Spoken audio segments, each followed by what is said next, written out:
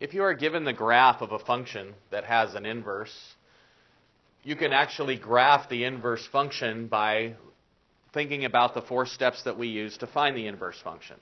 Our 4 steps was to change f of x to y, and then our second step was to swap x and y. So if you want to graph an inverse function, given the graph of a function, all you have to do is swap the x and y values to get your new graph. For example, I have negative 1, comma, negative 3 for my original function. I'm going to write that in blue so if I want to swap them, I would have the point negative 3, comma, negative 1. So I'd get negative 1, 2, 3, negative 1. I have the point 0, negative 1. To graph its inverse, that would be negative 1, comma, 0. I have the point 1, 1. To graph its inverse, I swap the x and the y, which is 1, 1. Next point is 2, comma, 3. Swapping the x and the y, I get 3, comma, 2. 3, 2. My final point is 3, 5. Swapping the x and the y gives me 5, comma, 3. And if I were to connect these, I would end up with, now, if you're doing it, you're going to be using graph paper. You'll be able to get a much straighter line than I did. But the red graph is f inverse of x. Doing it with 2 more graphs. My x value is 0. My y value is 1. Swapping x and y gives me 1, comma, 0. So 1, 0. I have the point 1, comma, 2. Swapping the x and y, that gives me 2, comma, 1. 2, 1. I have the point 4, comma, 2. Swapping x and y, that gives me 2, comma, 4. Over, that's 4, 3, sorry about that.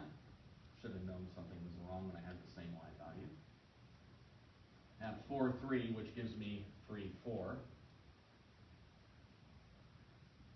And I connect these with a smooth curve. And that continues forever, like that one continued forever. The final one I'm going to graph is this one. Well, I'm going to do all my points first. I have negative 2, comma, 1 quarter. I have negative 1, comma, 1 half. I have 0, 1. I have 1, 2. 2, 4. And 3, 8. To graph its inverse function, I just swap the x's and the y's. So I have 1 quarter, comma, negative 2. 1 half, negative 1. 1, 0. 2, 1. 4, 2. And 8, 3. So 1 quarter, negative 2. 1 half, negative 1. 1, 0. 2, 1. 4, 2. And 8, 3. And I'm going to connect these with a smooth curve.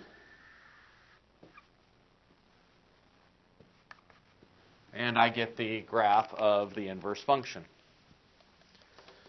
One thing that you should notice from these 3 different graphs is that the blue graphs and the red graphs are reflections of each other.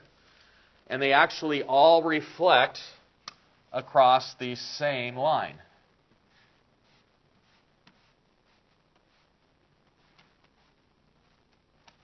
And they reflect across the line y equals x. Or another way to say it is, we're just going to call this g of x equals x. And we had a name for this function, and we called this the identity function. Remember that we were verifying that two functions were inverses of each other? When we composed the functions in both directions, we wanted to get an x. That's the same here. If I compose these two functions, I am going to get an x. So let me draw the line of reflection on all of these. And we're going to look at another way that you could have graphed these without actually putting points in.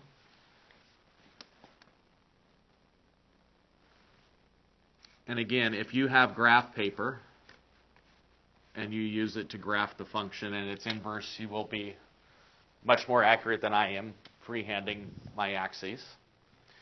Another way that you could graph a function and its inverse is you pick a point, you go horizontally from that point to the identity function, and to get the reflected point, you are going to come down the same distance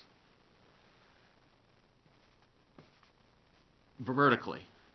So if I go over horizontally, down vertically, horizontally, vertically, go over horizontally, in this case up vertically, horizontally, up vertically, where all of these, so that's going to be the same length as that one will be the same length as that one, and that one will be the same length as that one.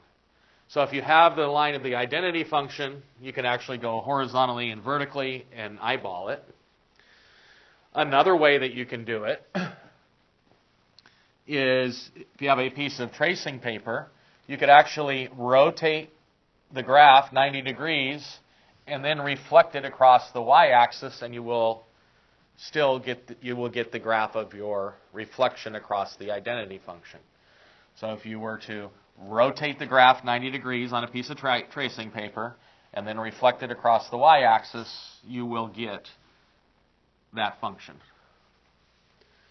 So you need to be able to graph from either the graph of a function, graph its inverse, or if I give you a function, be able to graph both the function and its inverse, and make sure that they are reflections of each other across the identity function.